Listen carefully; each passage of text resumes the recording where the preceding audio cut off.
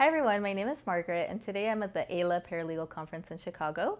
Today we attended a session in regards to how to maintain your residency issue. People face different issues all the time, and this is the pertinent one, especially post-COVID. So there's three things that they mentioned, and we want to actually support all of these things with real-life case stories so you can actually understand it better.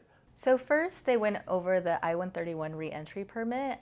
This is kind of like a standard. You should always try to apply for it, especially if you know you're someone who travels. Generally speaking, you're allowed to have it for a period of 2 years and it's allowed for multiple entries. So if you have it, does that mean you're in the clear and you can travel as much as you need to? Or the question is, if you can you travel as little as possible, and you don't have to come back to the U.S. at all. And the thing is, normally it is the ultimate shield, right? It is the best thing to prove, hey, I cannot be here right now. I need to leave. But just this month, we got a case where a client had a reentry permit, had multiple reentry permits over the past. But they were coming in and the officer still wanted to cancel the green card. And this was like a severe cancellation. It wasn't just like, oh, I'll pull you to deferred inspection, but it's like, no, we see that you're not here. I want you to forfeit it, even though there was a valid reentry permit. And then finally, after multiple conversations, the officer said, fine, we're still gonna give the green card back and not confiscate it and let them enter as a green card holder, but that's only because there's still a valid reentry permit. If there was no reentry permit, we would have confiscated the green card. And so it was the ultimate barrier, and it's like the life token, you're one up. If you don't have it, you could be in severe danger. Now, a lot of people with reentry permits, they don't want to pay that extra $600.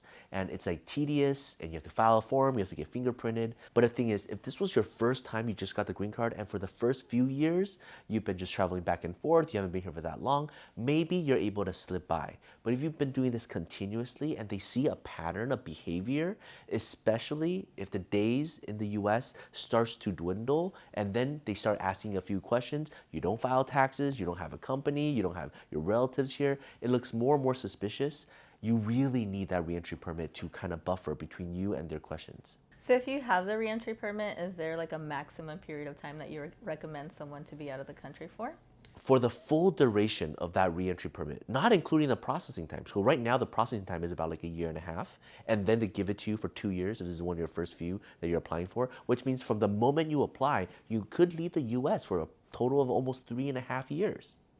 However, yes, you don't have to be here during that time. You come in towards the very end. You might be able to get in safely without any issues, but you really need to apply for a second reentry permit if you want to leave immediately. And then next time you come in, let's say another 3 years later, you better have some good explanations, right? And so it's not a guarantee that you'll be able to enter as a lawful permanent resident. Just so you know, the law is saying if you left the US for over 1 year, you could get in trouble. They could confiscate you a green card. And we've seen that happen pre-COVID, where that happened a lot. The speakers also went over what you can do if your I-131 has expired or you didn't even apply for one in the first place. One of the options that they talked about was the SB1 Visa. And pretty much you apply for it at the embassy or the consulate. You have to get an initial appointment. And then you have to go through a series of interviews. But they did mention that it's very rarely approved. What are your thoughts on the SB1 visa? Yes, SB1 is extremely difficult to get, although we just got one approved this month, right? Margaret and I, we worked on this case, and this is what happened. A couple years ago, the client applied for the SB1. It was approved. That's great. And then the consulate chose not to give it, and then eventually denied it. It was a horrendous situation. They were freaking out, contacted us. We prepared everything, and here's the steps that we did to get it done. We got a new I-90, so the whole family got new green cards. We already mailed it to them, so they all have it in hand. And then we went to the border. We were able to talk to the officers and get that cleared up so that they are able to enter. So everything is on record, and they're ready to execute the ultimate plan B, which is taking their new green cards and coming in even though they've been out for so long. After we did all of that, the client was able to respond back to the consulate and said, hey, we know you already denied our case multiple times, even though you previously approved it a long time ago. However, we're planning on going back in. Thank you for your understanding. And we coached them on how to exactly craft this email. They sent it in, And then, surprisingly, the consulate said, we decided to approve your case. And so they're getting back the SB1 visa and coming back to the US. But this is an ordeal. This is for a really good client with really good facts and having previous SB1 approvals, yet it was still denied. And I've seen so many SB1 denials. But if you can get it, this is the right way to go to be able to come back. Now, a little bit more detail on the SB1. Many people don't know it's not a tourist visa. It's not like you fill out one simple form and you go and you get a stamp in your passport, you fly in and everything is fine. It's not that. You're basically getting a brand new green card all over again. You're basically having to prove you have no criminal records, you have to fill out the DS-260. There's so much work to do, not to mention the multiple rounds of interviews, and not to mention how high the threshold is to prove that you did not abandon the green card. So that's the system that's in place, but it's a very clunky and difficult system. The next option that they talked about was, and this is one that we have a lot of experience with, it's entering through the land border. So for example, going down to Mexico and entering through San Isidro. The speakers talked about what you must prove, which is basically showing your intention, how you never intended to abandon your residence, showing the reason that you were out in the first place, and then also showing all of the ties that you have to the US. Some examples of this are showing that you filed your tax returns every year, that you have investments, a mortgage, and that you have family members. For example, if you have US citizen children, you can show all of this to the officers. And basically, you're going down there and presenting your case. So Joseph, you've been doing this for hundreds, maybe even thousands of clients. What do you have to add to that? Well, we actually, Margaret and myself, we've actually gone down, picked up clients and represented them before the CBP officer probably over 50 times. And some very, very difficult cases, like somebody who's been outside of the US for 13 years, for 9 years, for 7 years. They couldn't come back.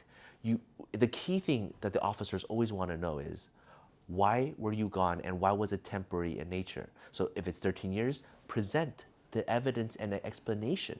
How is the US your home and how did you try to maintain it? Your intent is not good enough. You have to present other documents. So we usually spend a good 6 months maybe. For some cases, we spend over a year preparing everything and all the explanation, going down, explaining, and then picking up the client and prepping them how you dress, how you talk, because everything matters. Now, the conference was really good in saying, well, if it doesn't work, you can always try again. That is true. You could try again, but you could also just get it right the first time, right? And just do a really good job. But this is totally possible, and we've seen a ton of clients find good success. Some people just cannot fly back to the US. The green card is already expired. They cannot get to the US. The green card is lost, right? Or you file for a new green card and you have to do biometrics, and now you're catch-22. You can't come in to do a biometrics. Maybe your green card was denied, and now you need to do a motion to reopen it, and then you need the officer to open it for you. There's all sorts of complications, but this is the last remaining possibility. If your SB1 is denied, if you didn't apply for a reentry permit, you can still get to the border, present everything, and a good officer who reviews everything, gives you a fair hearing, can still let you in. So it's really important to remember that there is hope, even if you personally feel like your case is very challenging. We've seen cases where clients have been out for 3 years, for 5 years, all sorts of situations. Sometimes they've had little evidence, but overall, just do your best. Be prepared. I personally get very nervous, so it helps me to over-prepare, to write things down, to do mock interviews. But just know that all hope is not lost, and there are options if you are one of these people that have been outside of the US for an extended period of time. All right, that's it for today's session. We'll see you at the next session.